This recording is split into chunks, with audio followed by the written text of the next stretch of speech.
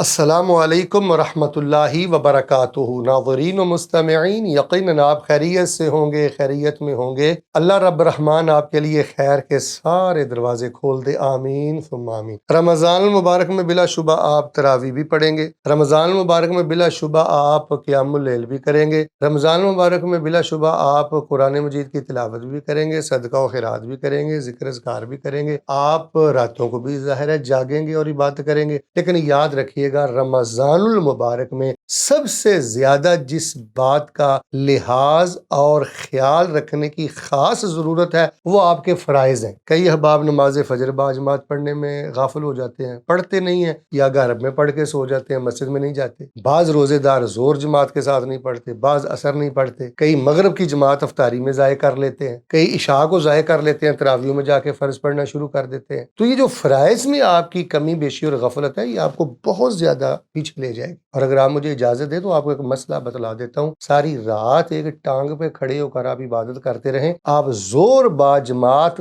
ادا کرنے کا اجر نہیں حاصل کر سکتے۔ عصر کی نماز باجماعت پڑھ کر جو آپ کو اجر ملے گا وہ ساری رات کی عبادت سے آپ کو نصیب نہیں ہوگا۔ تو لہٰذا رمضان المبارک میں نوافل کے ساتھ ساتھ اور صدقات و خیرات کے ساتھ ساتھ، تلاوت کے ساتھ ساتھ، راتوں کے جاگنے کے ساتھ ساتھ فرائض کا بہت زیادہ خیال رکھیں۔ اللہ تعالیٰ کے قرب کی طرف جانے والا جو سب سے پہلا رستہ ہے وہ فرائض کا ہے۔ فرائض اللہ تعالیٰ کو زیادہ پسند ہے، اس لیے مملکہ العربیہ سعودیہ کے ایک مفتی کہا کرتے تھے، رمضان کی راتوں کو اٹھ کر تراویح میں یا قیام میں یہ جو بہنے والے آنسو ہیں نا، دوپہر کے وقت، عصر یا ظہر کے وقت مسجد کو جاتے وقت آپ کے ماتھے پر جو پسینہ آتا ہے نا، وہ ان آنسوؤں سے 1000 درجہ بہتر ہے۔ اس بات کو اچھی طرح سمجھیے گا اور اس کا خیال رکھیے گا۔ اللہ مجھے اور آپ کو فرائض کی پابندی نصیب فرمائے، آمین۔